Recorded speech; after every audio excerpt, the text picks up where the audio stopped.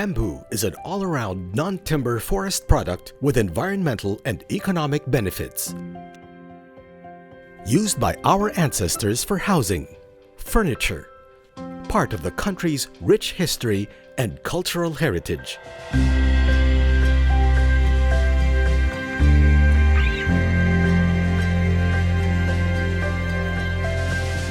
Through the years, the uses of bamboo have expanded to include industries and products for domestic use, commercial production, food and arts, and ornamental and conservation purposes. Actually, speaking of bamboo, kung iisa-isahin natin, napakarami ng benefits, no? But ang the most common dyan, of course, is source ng food natin, no? Maraming nutrients na makukuha ka dyan. Lalo tayo, mga Pilipino, yung ating bamboo sofa, ginagamit yan. Yung sabi nga nila, mula nung ikaw ay ipanganak, kasi ginagamit yan doon sa parang duyan, hanggang sa ikaw ay sa tumanda, kapiling mo yung bamboo. No? Napakarami talagang benefits kung isa-isahin natin. The bamboo industry is now a multi-billion industry in the US, China, Japan, and Korea. In the Philippines, the government is looking at bamboo as an alternative to wood requirement due to diminishing supply. For now, we need at least 5 million cubic meters of timber requirement annually in the Philippines. But we can only produce 1 million. So meron tayong deficit na 4 million. Because we are now concentrating sa wood. But if we can encourage everybody to shift into bamboo, yung pressure sa forest cover mawawala or mababawasan.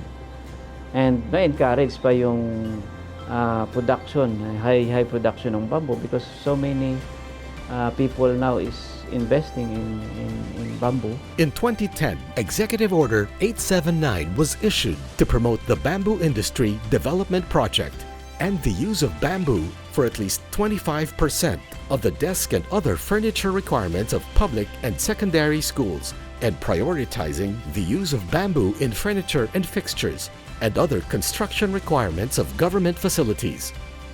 In 2010, Executive Order 879, which created the Philippine Bamboo Industry Development Council, directed the DENR to use bamboo for at least 20% of its annual reforestation and rehabilitation areas.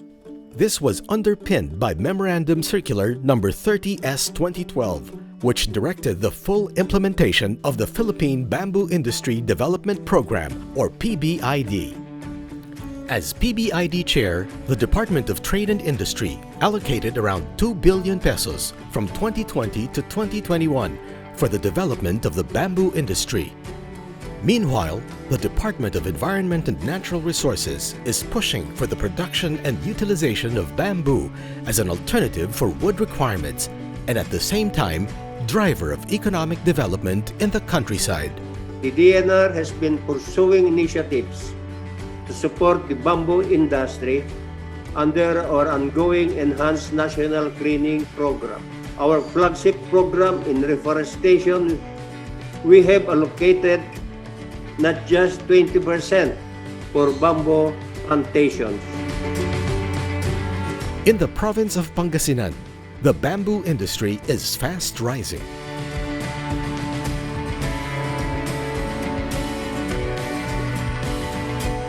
Very happy to say that with 50.23 meters, you have broken the record, and this is the world's tallest bamboo sculpture.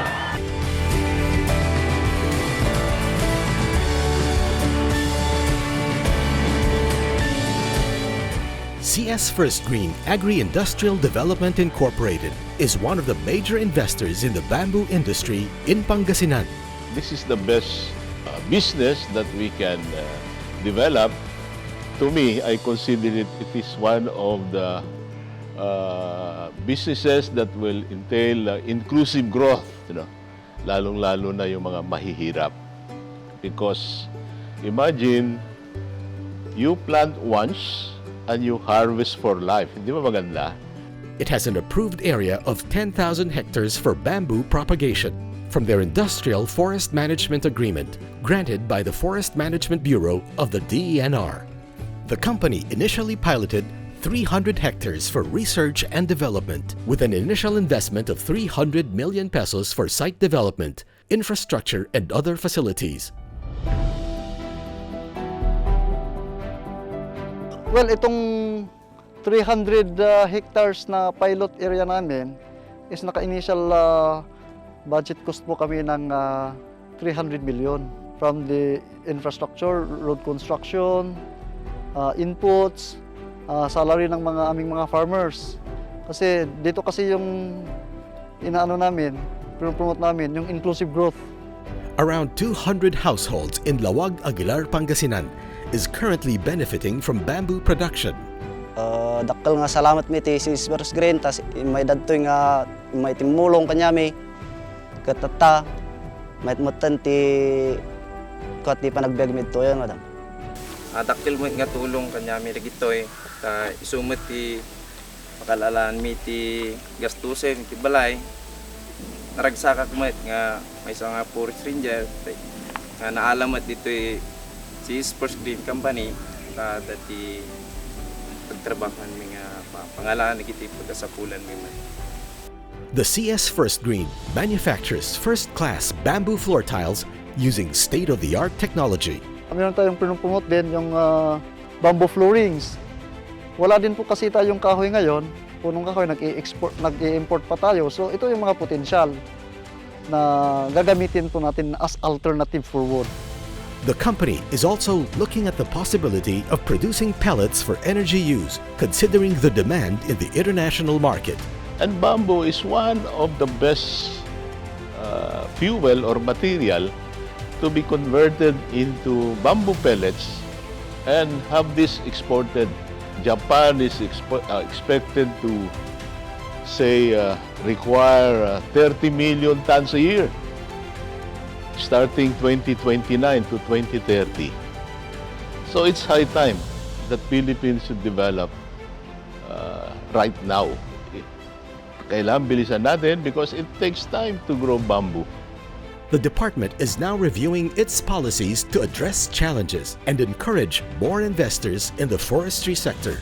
I'm encouraging the investors, not only the local investor from other country also.